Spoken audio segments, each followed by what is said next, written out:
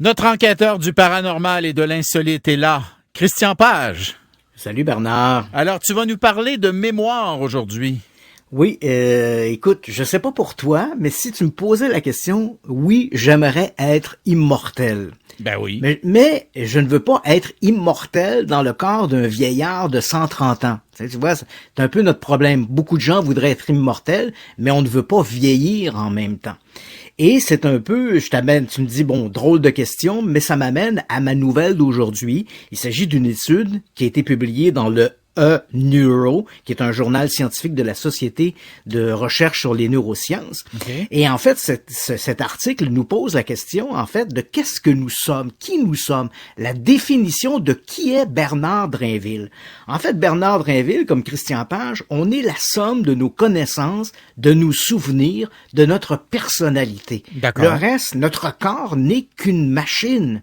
Alors, imaginons si on pouvait prendre tout ce qu'il y a dans ton cerveau et le transférer dans un autre cerveau. Ce serait extraordinaire. Tu trouverais d'une certaine façon l'immortalité. Bien sûr, tu changerais de corps. On pourrait prendre des corps, par exemple, qui ont été gardés en cryogénie à l'âge de 30 ans et transférer nos connaissances, notre personnalité, notre mémoire dans ces nouveaux cerveaux et devenir à nouveau vivant. Donc, on serait conscient qu'on a 100 ans, mais dans un corps beaucoup plus jeune. Voilà. C'est ça? Et en fait, oui, parce qu'on est la somme de ce que notre cerveau sait de nous. Le reste, ce n'est que de la chair. D'accord. Et de la chair et du sang. Je t'écoute. Alors voilà cette étude publiée par des chercheurs en neurosciences de l'Université de Californie, de Californie, oui, à Los Angeles, était dirigée par un neuroscientifique très réputé, le docteur David Glassman. Et ce qu'ils ont fait, l'expérience mettait en vedette des escargots de mer.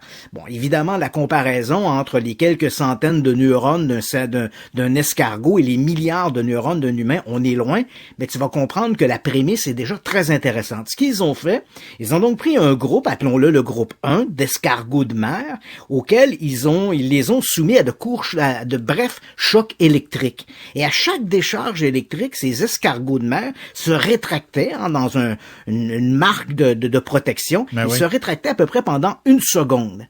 Après 2 jours de ce traitement, nos escargots de mer se rétractaient jusqu'à 50 secondes. À chaque décharge électrique, ils se rétractaient pendant 50 secondes, comme s'ils avaient appris ce qu'était la décharge électrique. On a ensuite pris sur ces escargots de mer des extraits de la molécule du RNA, c'est l'acide ribonucléique. Oui. On l'a introduit dans un deuxième groupe qu'on a soumis là aussi à de courts chocs électriques, à de brefs chocs électriques. Et très rapidement, ces escargots, en moins d'1 journée, alors que pour les autres groupes, ça avait pris 2 ou 3 jours, dans ce nouveau groupe qui avait été injecté par cet acide ribonucléique, se sont mis à se rétracter en moins d'1 journée. Ils se rétractaient pendant 50 secondes. Comme s'ils avaient appris de l'expérience de leurs congénères, et ça uniquement par l'injection d'acide ribonucléique. Tout ça peut nous paraître très technique, mais en fait, ce que ça démontre, Bernard, c'est que jusqu'à maintenant, les scientifiques croyaient que notre mémoire était conservée quelque part dans les synapses de nos neurones. Donc, ces espèces d'embouts qui permettent de faire passer l'information d'une neurone à une autre. Donc, on imaginait tout un cerveau, tout un réseau de synapses qui gardait notre mémoire. Cette recherche-là a démontré en fait que notre mémoire, elle est conservée dans le noyau de nos neurones et elle utilise cette RNA, ces acides ribonucléiques, pour transporter des informations de l'ADN d'une cellule à une autre.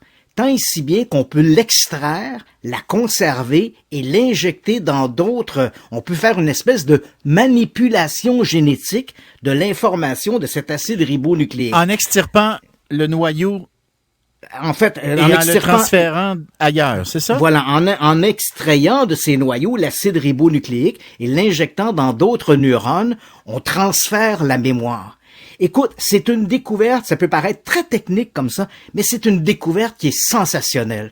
Parce que déjà à ce moment-ci, les scientifiques envisagent déjà de pouvoir utiliser ce modèle-là pour pouvoir aider les gens qui sont atteints de la maladie d'Alzheimer. Dans les premiers stades, on pourrait raviver leur mémoire en allant chercher dans des cellules saines, dans des neurones saines, de l'information qu'on pourrait injecter dans les neurones malades et raviver la mémoire de ces gens. Sans compromettre la mémoire que tu as déjà, celle qui est constituée de l'accumulation de tes connaissances et de tes expériences? Tout à fait. Donc, c'est extraordinaire. Imagine-toi que des gens pourraient retrouver la mémoire de leurs enfants, de leur famille, de ce qu'ils ont vécu. Mais évidemment, là, ici, au moment où on se parle, les scientifiques mentionnent bien que cette possibilité-là, à l'égard ou à la vue de ces recherches, ne pourrait s'appliquer que pour les gens qui sont atteints dans les premiers stades de la maladie d'Alzheimer. Sinon, les dommages sont trop importants pour imaginer ça. Mais à plus long terme, si on imagine dans 50 ans, dans un siècle, si ces recherches se poursuivre, et si ces données-là sont exactes, on pourrait prendre la mémoire totale d'un individu et la transférer dans un autre cerveau, et c'est peut-être la voie vers l'immortalité. Wow! Hey, c'est intéressant. Malheureusement, mon cher Christian, on risque d'être passé de vie à trépas rendu là. Mais bon. Oui, malheureusement. Malheureusement pour nous. Christian Page, à jeudi prochain. Merci pour la réflexion. Absolument, merci. Salut. À demain, tout le monde. Bye.